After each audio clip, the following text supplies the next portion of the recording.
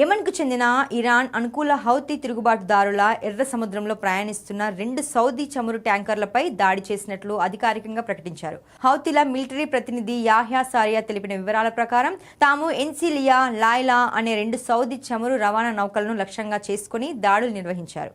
Houthi military ప్రతినిధి Yahya సారియా తెలిపిన వివరాల ప్రకారం ఎన్సిలియా, లాయ్లా అనే 2 సౌదీ చమురు రవాణా నౌకలను లక్ష్యంగా దాడులు జరిగాయి. బాలిస్టిక్ క్షిపణులు, క్రూయిజ్ క్షిపణులు, డ్రోన్లతో ఏకకాలంలో విరుచుకుపడ్డారు.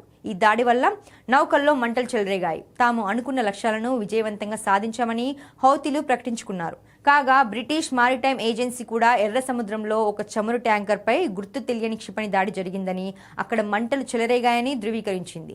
సౌదీ రవాణా సంస్థ కూడా ఎన్సిలియా నౌకపై దాడి జరిగిందని, సిబ్బంది సురక్షితమని వెల్లడించింది. సౌదీ అరేబియాపై తాము విధించిన నౌకాదళ దిగ్బంధనాన్ని ఈ చమురు నౌకలు ఉల్లంఘించినందుకే ఈ చర్య తీసుకున్నట్లు హౌతీలు ప్రకటించారు. ఈ హెచ్చరికల నేపథ్యంలో ఎర్ర సముద్రంలో ప్రయాణిస్తున్న దాదాపు 10కి పైగా ఇతర అంతర్జాతీయ నౌకలు దాడి మళ్లించుకున్నాయి.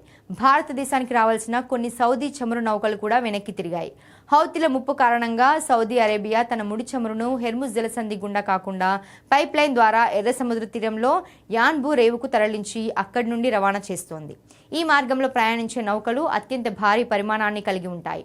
ఈ దాడులు జరిగిన ప్రాంతంలో ప్రయాణించే సౌదీ చమురు ట్యాంకర్లు సాధారణంగా very large crude carriers VLCC రకానికి చెందినవి. వీటి పొడవు సుమారు 330 మీటర్లు, అంటే దాదాపు 3 ఫుట్బాల్ గ్రౌండ్స్ అంత ఉంటుంది. ఇవి ఒక్కొక్కటి సుమారు 20 లక్షల బ్యారెళ్ల ముడి చమురును మోసుకెళ్లే అంతటి భారీ సామర్థ్యం గలవి. అంతర్జాతీయ మార్కెట్లో ఈ భారీ సూపర్ ట్యాంకర్ మొత్తం విలువ అందులోని చమురుతో కలిపి సుమారు 250 మిలియన్ల నుండి 320 మిలియన్ల డాలర్ల వరకు ఉంటుంది. భారత కరెన్సీలో 2100 కోట్ల నుండి 2700 కోట్ల పైమాటే. ఒక కొత్త విఎల్సిసి నౌక నిర్మించాలన్నా కొనాలన్నా 120 మిలియన్ల నుండి 160 డాలర్లు. ఇదిలా ఉంటే హౌతీలు దాడి చేసిన కొన్ని గంటల్లోనే అంతర్జాతీయ మార్కెట్లో బ్రెంట్ ముడి చమురు ధర 3% పైగా పెరిగి బ్యారెల్ $95 దాటింది. మరోవైపు ఈ దాడులకు స్పందనగా అమెరికా మిలిటరీ యెమెన్లోని హౌతీల క్షిపణి కేంద్రాలు, డ్రోన్ నిల్వ స్థావరాలపై దాడులు చేస్తోంది.